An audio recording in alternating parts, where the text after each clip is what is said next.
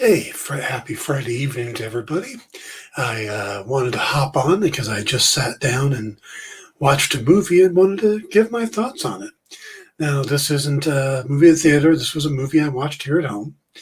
It is the Justice Society World War II. Now, this is the latest DC Universe movie. If anybody watched my previous review of Superman Man of Tomorrow, it exists in that same universe. So we actually get Superman in this a bit, and he is played by Darren Criss, who played Superman in Superman Man of Tomorrow. So it's they're establishing this new DC animated universe, which they had once before, which was based on the whole New 52 thing. Now they're redoing it, and they're bringing in a lot of new actors and voice actors. For instance, on the screen here, Wonder Woman is voiced by Dana Katic from the writer Nathan Fillion writer show. Wow, can't think of the name right now. Damn, Nathan Fillion's writer show. All right. Now, see, that's going to bug me, and I'm going to Castle. She was the partner on Castle. All right. Now, here, Our Man is voiced by Matthew Mercer, best known for Critical Role and doing about every other video game and animated series you can think of. Black Canary is voiced by Elijah Rotaru, who was on Arrow for a season. Hawkman is voiced by, I want to say his name right, Omid Abtahi, who currently is Dr. Pershing on The Mandalorian. And the Jay Garrick Flash is done by Armin Taylor, who I don't think I am that familiar with. He does a lot of voices. So like the Spider-Man Miles Morales game, stuff like that. So he's mainly in World of Warcraft. Shadowlands. He does Pole March Adretis. So he's mainly a voice guy like Matthew Mercer is. So that's the basic cast there. But they also give us a new Flash to establish in this universe. And it's Barry Allen because I should probably put the spoiler banner up. Don't want to offend anybody. So, yeah. We're looking at a new Flash that comes from our timeline. And at first it seems like he goes back in the past when he's helping our Superman.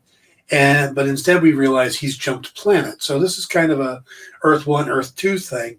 And playing the new Flash is Matt Bomer, who plays Negative Man on Doom Patrol. He also played Neil Caffrey on White Collar. I think he's a terrific actor, and it's neat to see him bringing it in because he'll be in the same universe as Darren Criss' Superman, and I guess Dana Katic's Wonder Woman, and also Jensen Ackles' Batman. So that should be pretty interesting because we're going to meet Jensen Ackles' Batman in The Long Halloween, but I think it's also going to be part of this universe. Also, we get Aquaman played by Liam McIntyre, who played Weather Wizard on The Flash and was also in the Spartacus series. So they've got a really good cast of characters they're bringing up here. This story is basically Flash goes back and discovers that Justice Society exists. He's never heard of them, well, again, because it's not his Earth. But it gives him the idea of heroes fighting together, which is a new concept. It's always seemed to be Batman and Superman that put together the Justice League, or when they were kind of retconned out. But here it's going to be Barry Allen. I don't want to go too deep into the story. Like I said, it's a really good storyline, and it takes place in World War II. So of course they're fighting Nazis, which you do in World War II. And it's got, like I said, it's got Aquaman. It plays a part in it, but this is your basic team. Steve Trevor's a big part of it, and Steve Trevor is played by Chris Diamond Topopoulos. Diamond Topopoulos. Yeah, he was in the Three Stooges movie. He's in Pantheon. He does the voice of Donald Ferguson in Invincible. So he's another voice actor, but we've seen him in live action as well. So that's the lineup, and it's a really good story. I was really drawn in. There's some heart to it, some emotions to it. There's some tweaks to the characters, but again, they're setting this up as Earth 2, so you can have the tweaks. You can have Dinah having kind of a troubled background. You can have, well, Hourman, of course, in his Miraclo. You can have Hawkman, the way he is. And I guess since this is Earth 2, there's a chance that if they don't want to keep these voice actors when they jump over to Earth 1, they could make them different people. But there's a sign that that's not the case, a sign that the voices will be the same. So I think Matt Bomer did a great job as the Flash, being the man out of Earth, out of time. Stana Katic was great as Wonder Woman. Chris D was good as really good as Steve Trevor.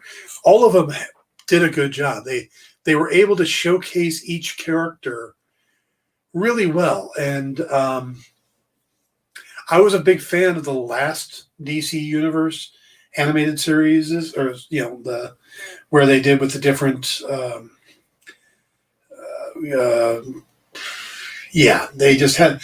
They did a bunch of movies ending with Justice League War and the Dark Side of Apocalypse and all that. So they're restarting it, and so far I think they're off to a good start. I really liked the Superman Man of Tomorrow, and I really like this one so far. And I'm really looking forward to The Long Halloween, both parts. And I'm judging only based on the artwork, but I think that ties into this as well. That's why I said Jensen Ackles, because if you look at it, they put a lot of line weight. The biggest thing that I see in this artwork is the addition of line weight. Look at what's his name, Hourman's mask. Look at the line weight around his head compared to the drawing of the actual folds of his cape, stuff like that. His collar.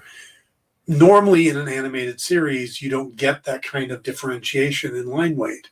You get pretty static, straightforward. This is basically giving a much heavier containing line on the outside, so that it gives more depth. It's something they do in comics all the time. So, but it's not that often done in animation, and I love that they're bringing that in here. That was the first thing I saw when it came to the artwork in the Superman movie. I'm seeing it again here, and I'm seeing it in the trailers and footage we're seeing from Batman: The Long Halloween. So my guess is that we're going to get this new universe where it's Jensen Ackles, Matt Bomer, Darren Criss, Stana Katic, Liam McIntyre. That's going to be the new. I don't remember the name of the actor who voiced. Oh, I might have it here. Martian Manhunter was Ike Amati. So you have Ike Amati, Zachary Quinto as Lex Luthor, Alexandra Daddario as Lois Lane. So you're building up a pretty impressive list of young talent, but the voice talent here, and you're building this up. So I really love this. I like where they're going with it. I'm curious what's going to be next. I mean, they're going to do The Long Halloween, which I thought was going to be a one-off, but it looks like I said it's going to be part of this universe. And then there's talk about Injustice Gods Among Us, which really needs to be a one-off. They can't really do that as part of it. So also there's a backup story in here. I don't remember if the Superman one had a backup story. This has Kamandi, the last boy on Earth. And they tried very hard to use Jack Kirby's art style. It's not perfect, but it's in that vein. And it's definitely a Kamandi story. So you might want to check that out as well. Those are both on the Blu-ray, and probably if you get DVD or 4K. I don't know when this will hit HBO Max. If it does, definitely watch it there. and hopefully they'll include the Commandy story as well. Overall, I know a lot of people aren't into the animated series, but these come out really regularly, and most of the time they're good stories.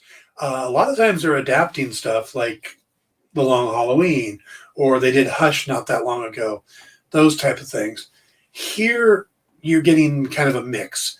This one definitely feels more like an original story, but also it tried to bring in the Flash of Two Worlds story in just the sense that the first meeting of the two characters, because it was uh, Barry Allen and Jay Garrick meeting that even let anybody know that there was a multiverse, that there was an Earth 2, and that opened the door for DC to do a whole different kind of series of stories and tell stories where, there's golden age versions and modern day versions. And that all comes down. It's like when they're listing who created who, like Jay Garrick gets listed as created by Gardner Fox, but there is no listing for who played the Flash. But I think that Carmine Infantino was a big part of the revitalizing of the DC line in basically the Atomic Age. So they took characters like Jay Garrick's Flash, Alan Scott's Green Lantern, and they reinvented them as Hal Jordan and as Barry Allen with a much more scientific Atomic Age feel to them. And, and that all started because of the Flash of Two Worlds. That was a chance, well, the relaunch on their own, but when they did the Flash of Two Worlds, that opened the door to bringing the Golden Age characters back as well, and they could do stuff like two Flashes, two Green Lanterns, stuff like that. Which, yeah, I know there's a dozen Green Lanterns, but or Hippolyta as Wonder Woman as well as Diana, or Black Canary's mom also being Black Canary. All of those stories, and Hourman, who's never had. I mean, they've kind of done a story moving him forward to a point where he gets to be I think an android, but there hasn't really been a modern day Hourman. It's always been tied to the Golden Age or Earth 2. So there isn't one of those on Earth. Or Hawkman. Wow, Hawkman is just convoluted as hell. But he's a great character, but convoluted as hell, because he could be Carter Hall, an archaeologist, but his past life has been another person and another person, or he could be Carter Hall spelled like an alien would, because he's from the planet Thanagar, and he's a Thanagarian cop. And it's like, okay, what do you want to do there? So yeah, Hawkman needs some work, but the rest of the characters are great, and this Hawkman in here is great. He has real heart, and you feel the fact that he just wants to be reunited with Shiera again. So it's a really good story. They bring in a lot of interesting aspects to it. They say on the fact that Hourman only feels worthwhile when he's taking his Miracle Glow, whatever he ended up calling the drug, because when he doesn't have the power, he feels he's worthless to the team. They talk about Steve Trevor and Diana's relationship, Black Canary trying, how she's closed herself off to people.